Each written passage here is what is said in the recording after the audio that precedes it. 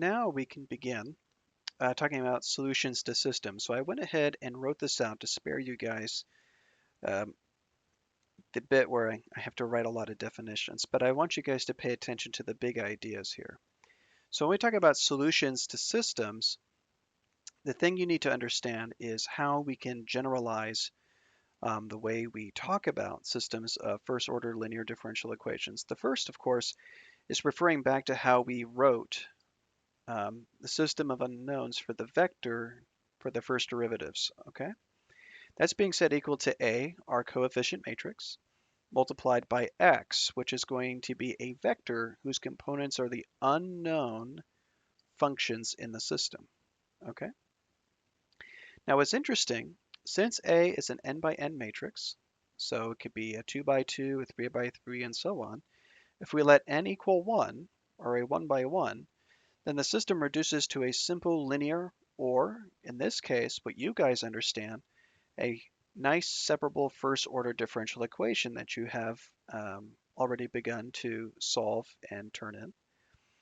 And ultimately, it produces a very nice, easy equation that we can then solve. And from before in the past, we know the solution comes out to something very much like this, where x of t is equal c times e to the at, where c is a constant and t is our variable. Okay? And in general, though, there is something we can do that's very special. We can observe that the column vector that we have for our unknowns can be set equal to a new vector called nu times e to the rt. And I want you to notice that before, in the general case, which is here with nu, c, the constant from above, got replaced with a vector called nu. And this is how we address general sizes of that coefficient matrix. So this is how we generalize the 2 by 2, the 3 by 3, the 4 by 4. We start thinking of this constant as a vector instead, and then we can begin to solve and then iterate upon that solution.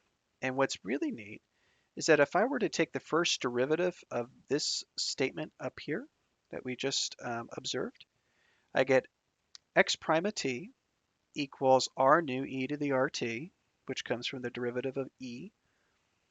And if I were to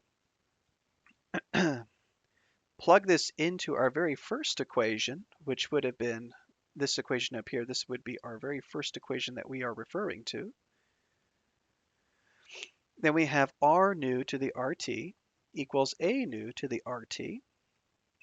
And if I was to subtract the left-hand side from the right-hand side, I end up with a times nu minus r nu times e to the rt. And then all of that is set equal to 0. Moreover, I can pull out nu and then have nu e to the rt. I can divide out e to the rt to make this really easy to solve.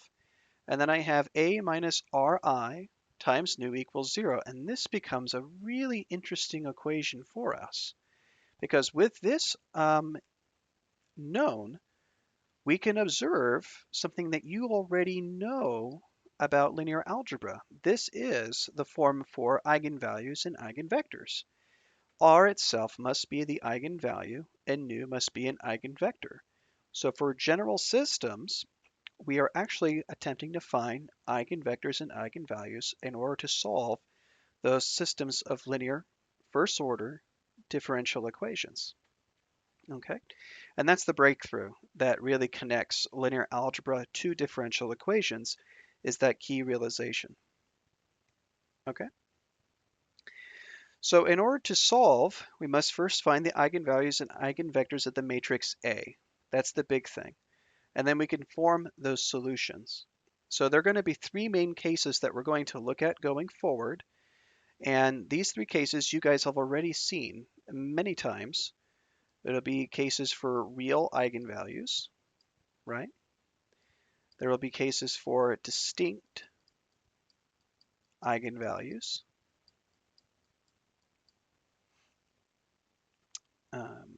Sorry, zoomed in on you guys accidentally. Let me see, let's go back out. There we go. And it looks like it took us all the way back up top. So 1 second, 1 second. All right, sorry about that. And let me grab my pen. Okay. We have real eigenvalues. We have distinct eigenvalues. We have complex eigenvalues. And last but not least, we have repeated eigenvalues. All right. And these all refer to eigenvalues, like I was just saying. And these are the 4 cases we must consider in solving these general systems. Okay. Now, I should also mention none of this exactly tells us how to completely solve a system of differential equations. To do that, there's a couple of facts to help us do this, which we'll cover in the next video. Stay tuned.